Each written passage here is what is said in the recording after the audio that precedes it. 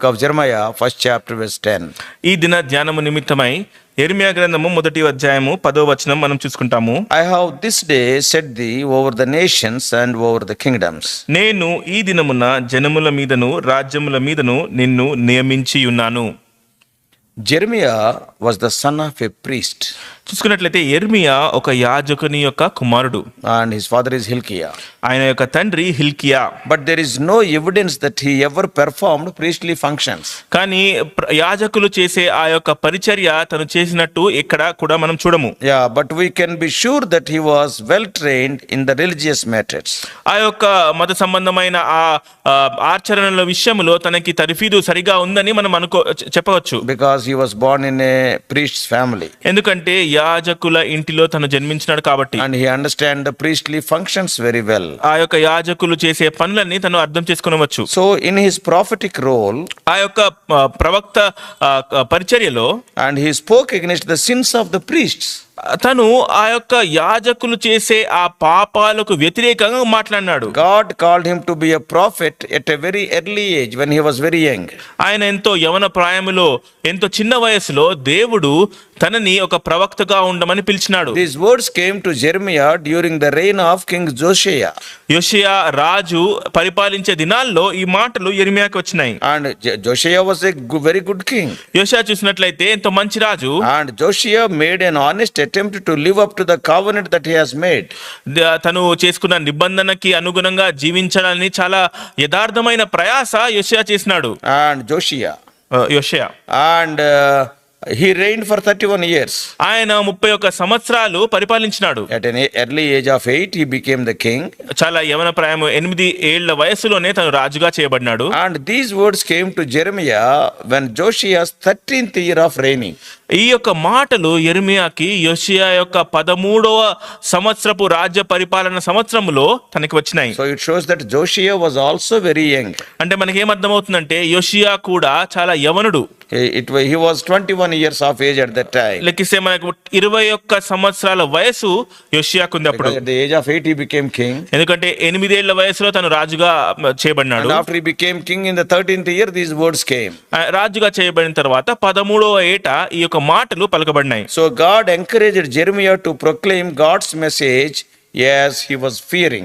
ఈ దినాల్లో తను ఎంతో భయపడుతున్న కారణం చేత దేవుని యొక్క మాటలు ప్రచురించాలని దేవుడు యెర్మీయాను ప్రోత్సహించి మాటలు చెప్తున్నాడు. He is a young prophet going out and saying these things to that are going to get people mad. As an young prophet he is telling very tough words and the people are getting mad.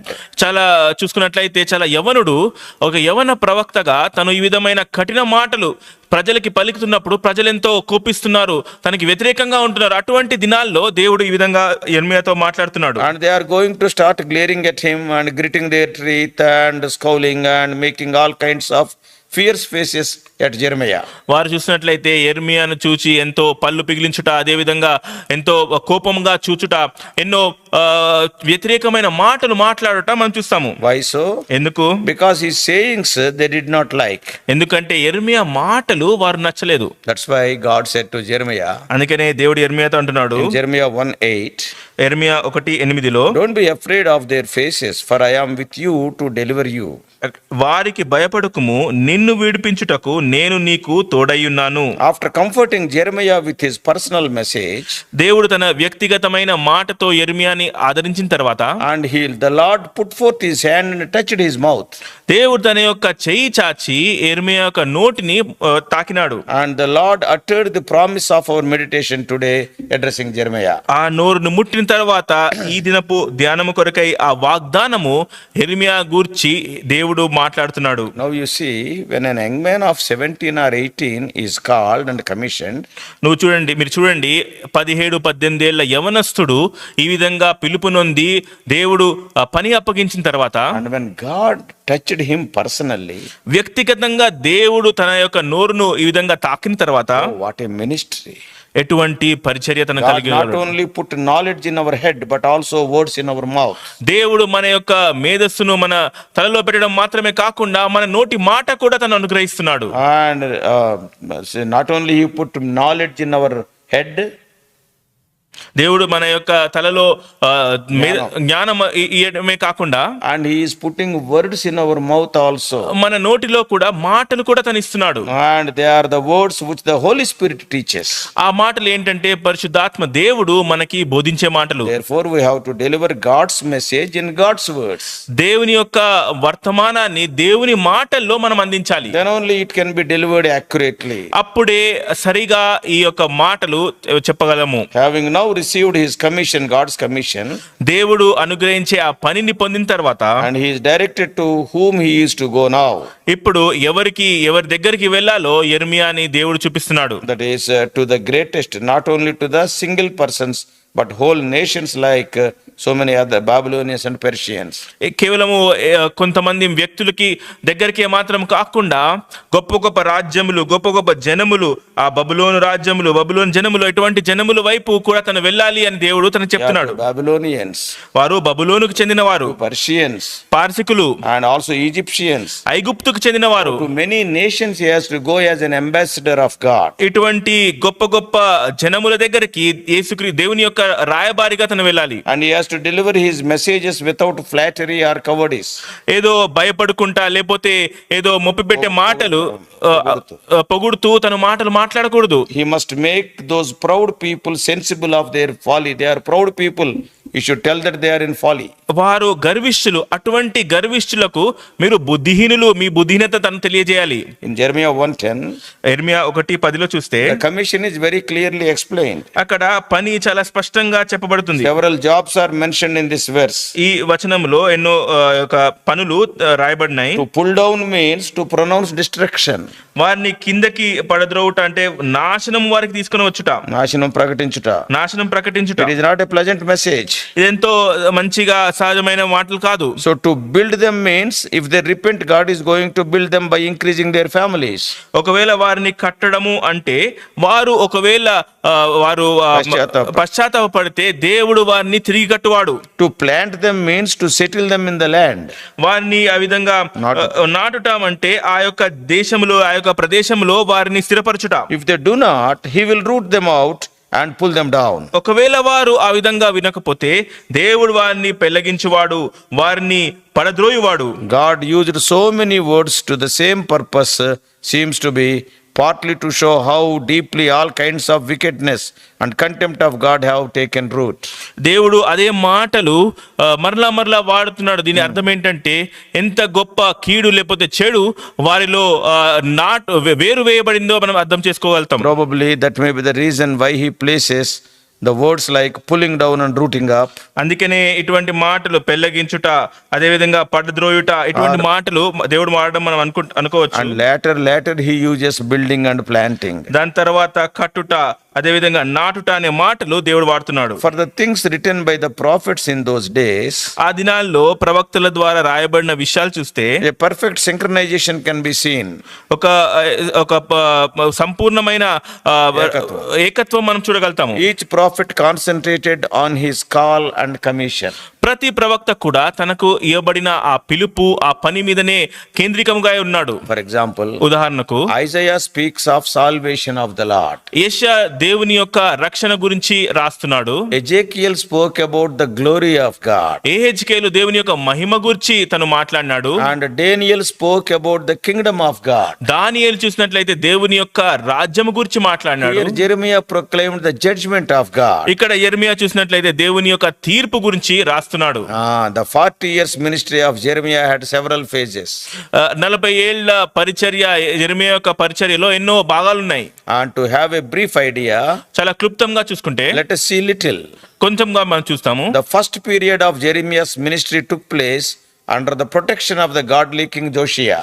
యెర్మీయా యొక్క పరిచర్యలోని మొదటి భాగము యోషియా రాజు యొక్క రక్షణ కింద అది జరగబడింది. ఆయన భద్రత కింద, ఆ భద్రత కింద జరగబడింది. godly king.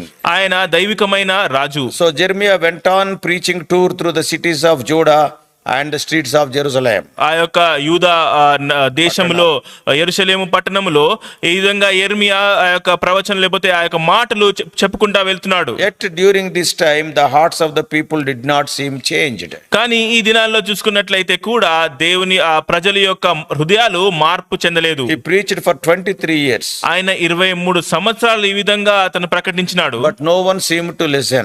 ఎవరు కూడా వినలేదు, విన్నట్టు కనపడలేదు. He faced many threats also against his life. తన జీవితానికి ఎన్నో భయాలు లేకపోతే ఎన్నో బెదిరింపులు తను ఎదుర్కొన్నాడు. After King Josiah died, యోషియా రాజు చనిపోయిన తర్వాత things got worse.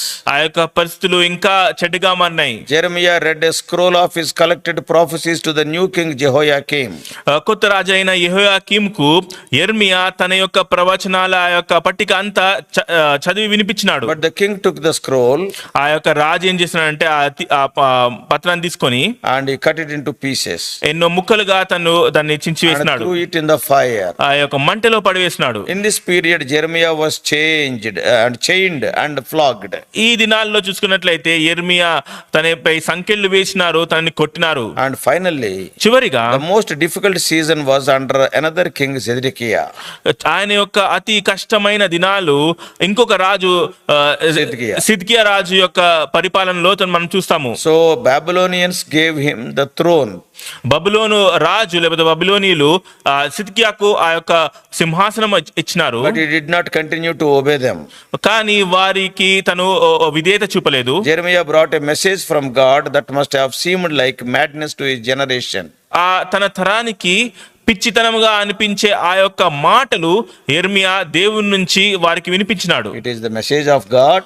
అది దేవుని యొక్క వర్తమానము. But when the people heard that, they thought that is all madness. కానీ ప్రజలు ఆ మాటలు విన్నప్పుడు ఈ పిచ్చి మాటలుగా వారు ఎంచినారు. The message was that the judgment through the Babylonians was inevitable.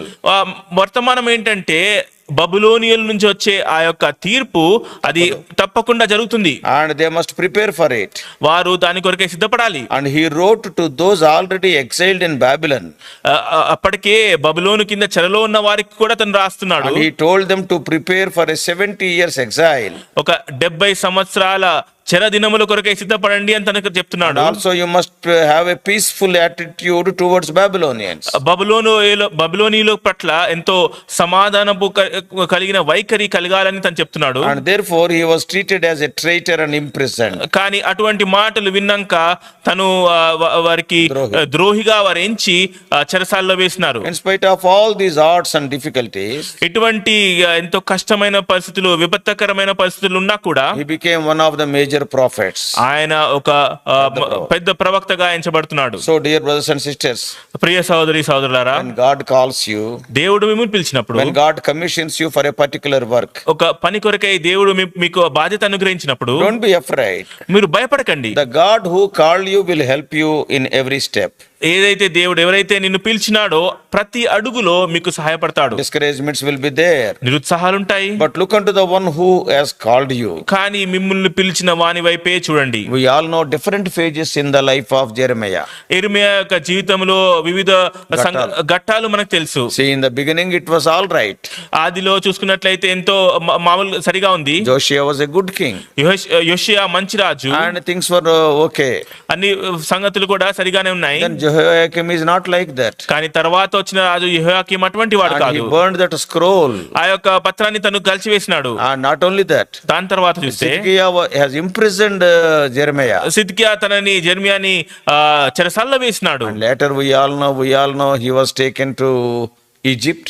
దాని తర్వాత కూడా మనకు అందరికి తెలుసు ఐగుప్తుకు తీసుకొని పోయినాడు. Even in the last phase of the life of Jeremiah, యెర్మియా జీవితం యొక్క ఆఖరి దినాల్లో చూస్తే he was stoned to death. That is what the history says. చరిత్రకారులు ఏమంటారంటే తను రాళ్లతో కొట్టి చంపినారు అని. So what does it mean? అని అర్థం ఏంటి? When you are called by God, దేవుని చేత నువ్వు పిలువబడినప్పుడు, when you are commissioned by God, దేవుడు నీకు పని అర్పగించినప్పుడు, undoubtedly the path will not be a bed of roses or a smoothie path. ఖచ్చితంగా ఆ యొక్క దారి, ఆ త్రోవ, ఆ యొక్క పాన్పు లేకపోతే ఎంతో చాలా సాఫీగా ఉండదు. It will not be all right, సరళంగా ఉండదు. సరళంగా ఉండదు అది. Difficulties will be there. కష్టాలు వస్తాయి. Great prophets being stone to death. గొప్ప ప్రవక్తలు చూసినట్లయితే వారు రాళ్లతో కొట్టి Isaiah చంపబడుతున్నారు. was sawn asunder. యెషయాను చూసినట్లయితే తనని యొక్క రంపంతో రెండు ముక్కలుగా కోసినారు. So difficulties will be there. అటువంటి కష్టమైన సంగతులు జరుగుతాయి. But true to the call, కానీ నీ పిలుపుకు యథార్థంగా జీవించాలి. the reward will be great. అప్పుడే ఆ బహుమానము గొప్పగా ఉంటుంది. Today you may be going through difficult situations. ఈ దినము నువ్వు ఎంతో కష్టమైన పరిస్థితుల గుండా నువ్వు Maybe వెళ్ళొచ్చు. some of you may be going through favorable situations. కొంతమంది మీలో ఎంతో అనుకూలమైన పరిస్థితుల గుండా మీరు But వెళ్ళవచ్చు. tomorrow things may change. కానీ రేపు సంగతులు మారిపోవచ్చు. Don't leave your call or commission. నీ యొక్క పిలుపు, నీ యొక్క పనిని ఎప్పుడు విడిచిపెట్టకు. The Lord is coming very soon. దేవుడు తొందరగా వస్తున్నాడు. And get ready for that coming. ఆ దేవుని యొక్క రాకడ కొరకే సిద్ధపడు. Get ready to be appreciated by God. దేవుని చేత మెప్పు పొందడానికి సిద్ధపడు. May God help you. దేవుడు నీకు సాయం చేయను గాక. Let us pray. ప్రార్థన చేసుకుందాం.